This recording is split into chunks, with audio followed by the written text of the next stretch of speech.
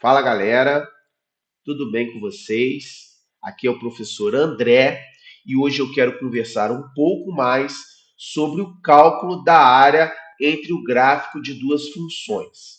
Gente, para discutir sobre esse tema, eu construí dois appletzinhos aqui no GeoGebra, tá? Esse primeiro applet, esse segundo applet, tá? Eles estão na minha página no GeoGebra. Eu vou deixar um link na descrição aí do vídeo para que vocês possam acessar esses appletzinhos, possam brincar com eles, tá? Entender um pouco mais sobre a matéria. Num vídeo anterior, eu expliquei sobre esse primeiro appletzinho aqui, ó. Então, vou deixar também um card do vídeo anterior para que vocês possam entender melhor antes de assistir esse vídeo que eu estou falando agora, tá? Para esse segundo appletzinho que eu vou abrir aqui agora, eu tive a colaboração aí na construção desse applet, eu tive a colaboração dos professores Rafael Vassallo e Rafael Lima, né? A gente teve algumas ideias juntos para construir esse applet, então eu queria agradecer aos professores. Observem que nesse applet, gente, a gente tem um plano cartesiano com um gráfico de duas funções. Observe que o gráfico da primeira é esse gráfico que está aqui em marrom, tá? E a lei de formação da função é f de x igual a 3 mais seno de x, tá? Depois eu tenho o gráfico da função azul, que tem como lei de formação g de x igual a ln de x mais 1. Imaginem vocês que eu queira calcular a área, né, entre o gráfico dessas duas funções num intervalo dado. O intervalo dado que eu estou colocando inicialmente é o intervalo que vai de 0 até 4, tá? Do número 0 até o número 4. Observe que eu estou usando as letras A e B para poder variar esses intervalos aí, tá? Então, depois, se vocês quiserem, vocês podem brincar aí à vontade e alterar o intervalo. Inicialmente, eu vou calcular a área no intervalo de 0 a 4. Gente, para fazer isso, conforme a gente conversou em aulas anteriores, a gente pode usar retângulos aproximantes. A gente pode colocar retângulos aqui nessa região e ir calculando por meio de aproximações. Então, se eu colocar um retângulo aproximante ali, observem que a área dele está sendo mostrada aqui nesse somatório, olha. 11,243, tá, gente? Aqui tá ponto, mas na verdade é 11, é porque o GeoGebra mostra como ponto, tá? 11,243 é a área desse retângulo, tá? Apesar de ser uma aproximação, não é uma aproximação muito boa. Porque, olha, aqui ela tá, esse canto aqui está acima da curva, esse canto está acima da curva, esse canto aqui está abaixo da curva g de x, e aqui ainda está faltando área. Então, é uma aproximação, mas não é uma aproximação muito boa. Eu posso ir aumentando a quantidade de retângulos.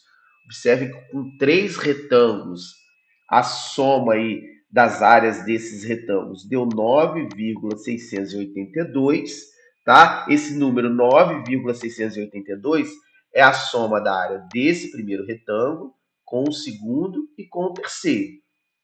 Tá bom, gente? Lembrando que esse cálculo aqui, ó, f de x ponto i menos g de x ponto i é o cálculo da altura dos retângulos, tá? Da altura de cada um dos retângulos, vezes ΔX, que seria a base de cada um dos retângulos, né? E a gente sabe que base vezes altura dá a área dos retângulos.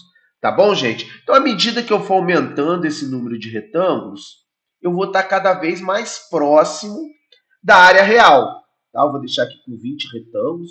Observem que a área está dando 9,608. E se eu conseguisse levar essa quantidade de retângulos, levar esse número de retângulos para o infinito, né, e somar a área de todos eles, eu vou ter a área real. Ou melhor, vou ter a área resultante.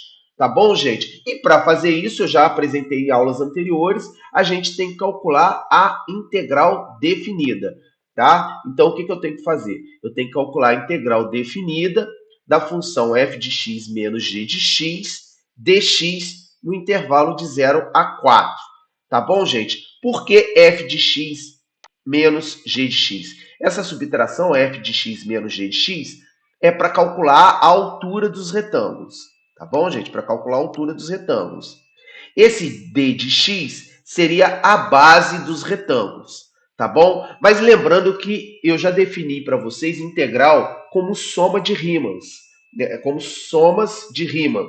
E as somas de Riemann, ela é o limite do número de retângulos indo para o infinito do somatório das áreas de todos os retângulos, tá? A gente já definiu a integral como isso e sabe que a integral tem esse potencial, né? Então, aqui calculando essa integral, né, de 3 mais seno de x menos ln de x mais 1, vai dar a área real nesse intervalo, né? E a área real é 9,606. Na verdade, a área resultante, né, gente?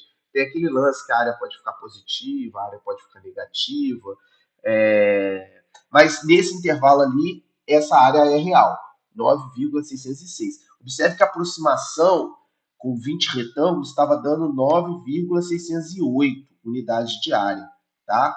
E a área real é 9,606 unidades de área. À medida que eu aumento o número de retângulos, observe que eu chego bem próximo da área real. Olha lá, 9,607 a minha aproximação e 9,606 a área real. Gente, vamos variar um pouco esse intervalo aí. Vamos colocar o intervalo numa região negativa, né? Num intervalo onde que a função g de x seja maior do que a função f de x. Observe, eu vou colocar lá naquele intervalo lá. Vamos ver, do intervalo de 16 até 18. Observe. Olha, no intervalo de 16 até 18, x igual a 16 e x igual a 18, a área resultante está dando menos 1,398.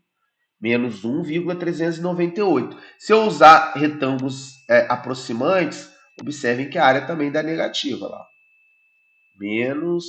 Olha lá, consegui chegar bem próximo da área real. Ó.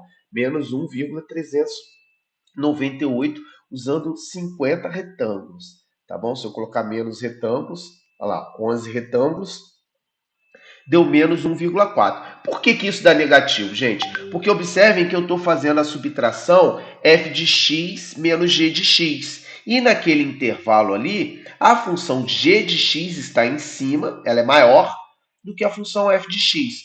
Obviamente, essa subtração f de x menos g de x vai dar um número negativo, né? E se ela vai dar um número negativo, na hora do cálculo das áreas, obviamente, esses valores irão dar todos negativos. E tem aquele caso também, onde que eu tenho regiões positivas, né? Eu tenho um intervalo aqui, vou botar de 12. Opa, não vou conseguir colocar de 12. Gente. Não consigo colocar 12 certinho. Tá difícil. 12. De 12 a 18. Observe que a região pegou uma parte positiva e pegou uma parte negativa. Então, essa área que está aparecendo aqui, ó, nós chamamos de área resultante. Porque ela pega os valores positivos, né? E acaba cancelando aí com os valores negativos, né? E fica o valor resultante. Beleza, pessoal? Espero que vocês aí brinquem bastante com esse applet, alterem os intervalos, alterem a quantidade de retângulos, verifique a área resultante, que é a integral, verifique a área aproximada, que é utilizando uma quantidade finita de retângulos, para vocês explorarem bem os conceitos de integral. Beleza, meu povo? Um forte abraço, hein?